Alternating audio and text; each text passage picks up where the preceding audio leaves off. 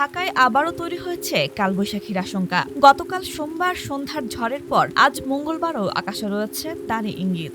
ভোর থেকে আকাশ ছিল হালকা মেঘাচ্ছন্ন।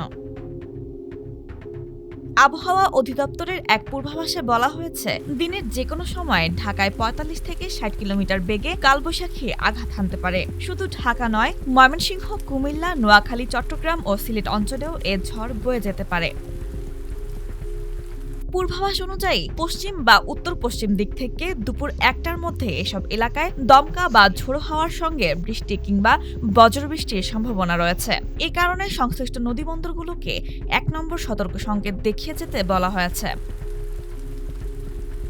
এদিকে ঢাকাসহ আশেপাশের এলাকায় আকাশ আংশিক মেঘলা থাকতে পারে এবং দিনের তাপমাত্রা সামান্য কমতে পারে। তবে সকাল থেকেই গরমের তীব্রতা কিছুটা বেড়েছে।